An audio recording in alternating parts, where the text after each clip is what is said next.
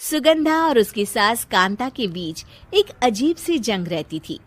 ये जंग थी किचन में कौन ज्यादा अच्छा काम करेगा और घर के सदस्यों के दिल जीतेगा।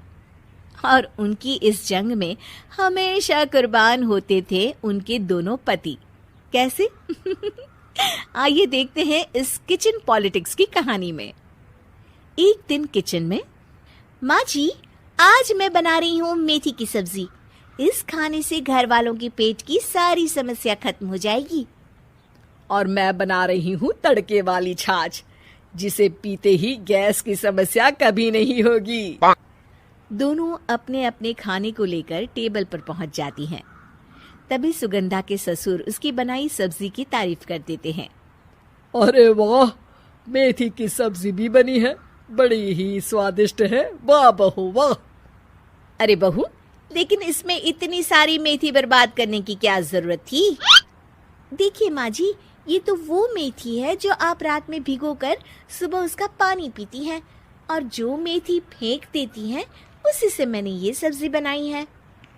अरे वाह बहू, तुमने तो बड़ा ही समझदारी का काम किया। बस अब क्या था, कांता जी का तो मानो ये सुनकर खून ही सूख गया। वो फैसला कर लेती है कि किसी भी तरह वो अपने खाने की तारीफ लेकर ही रहेगी और सुगंधा को किचन में उसकी कमियां गिनाएगी। कांता फ्रिज खोलकर देख रही होती है और फिर सुगंधा से कहती है, अरे बहू, ये क्या, पूरा फ्रिज गंदा पड़ा है। तभी वहां सुगंधा का पति आ जाता है।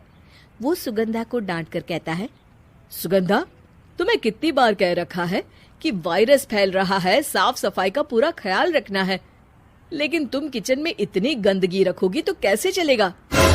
सुगंधा सास की तरफ देखती है जहां वो मुस्कुरा रही होती है। सुगंधा समझ जाती है कि सास ने उससे बदला लेने के लिए ये सब किया है। दोनों रात के खाने की तैयारी में लग जाती हैं। दोनों ना एक दूसरे की तरफ देखती हैं और ना ही एक दूसरे से बातें करती हैं।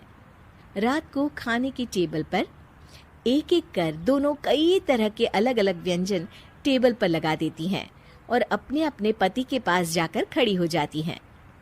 अरे खाइए जी खाइए, मैंने बड़ी मेहनत से बनाया है। प्लेट में वो खाना डालती हैं। सुगंधा भी दोनों की प्लेट में खाना डालते हुए कहती है, बड़ी ही मेहनत लगी है इस खाने को बनाने में। हाँ, दोनों को ना चाहते हुए भी सारा खाना खाना पड़ता है। कहीं दही तो कहीं मलाई तो कहीं मसाला। और इन सब के बाद दोनों बड़ी ही मुश्किल से अपने कमरे में सोने जाते हैं। लेकिन अगली सुबह सुगंधा का पति चिल्ला रहा होता है, हाय रे, हाय मेरा तो पेट खराब हो गया, हाय माँ बहुत दर्द हो रहा है। तो वहीं कांता के कमरे से भी कुछ ऐसी ही आवाज आने लगती है। हे भगवान, इस सास बहू की लड़ाई हमारी जान लेकर रहेगी। जाओ कोई डॉक्टर को बुला कर लाओ।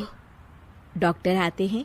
दोनों को देखकर कांता और सुगंधा से कहती हैं, देखिए, आप दोनों इन्हें खाने में हल्का ही दीजिएगा। हो सके तो रात का खाना जल्दी खाया करे और वॉक किया करे। इतना कहकर डॉक्टर वहां से चले जाते हैं। जिसके बाद एक बार फिर से दोनों बहुएं किचन में जाती हैं और खाना बनाने में लग जाती हैं। रात में खाने के टेबल पर दोनों एक बार फिर से खाना लगाने लगती है। पापा जी, मैंने ये पतली मूंग की दाल की खिचड़ी के साथ ये पापड़ और पुदीने की चटनी भी बनाई है। अरे बहू, अभी अभी बेचारे पेट की बीमारी से गुजरे हैं, इतना भारी खाना तो डॉक्टर ने भी मना किया है ना। देखिए, मैंने आप दोनों के लिए सूप बनाया है। और दोनों उन लोगों की प्लेट में खाना डालने लगती हैं। तभी दोनों एक साथ बोल पड़ते हैं, बस करो, हमें माफ करो, हमें नहीं खाना इस घर में ना खिचड़ी और ना ही सूप। हम इंसान हैं, एक वक्त में एक ही खाना खा सकते हैं। बस करो, हमें माफ करो, हमें नहीं खाना इस घर में ना खिचड़ी और ना ही सूप। हम इंसान हैं, एक वक्त में एक ही खाना खा सकते हैं। इतना कहकर वो दोनों वहां से चले जाते हैं। कहानी का अंत। आप लोग उम्मीद कर रहे होंगे कि अंत में सब ठीक हो जाएगा। नहीं जनाब, अगर सास बहू के बीच सब ठीक हो जाए तो आप ये सीरीज देखे ही क्यों? तो मजा लीजिए इस चैनल में सास बहू से जुड़ी कहानियों का, क्योंकि ये ऐसा रिश्ता है जिसकी मिठास उसकी खटास में हमेशा ज्यादा ही रहती है।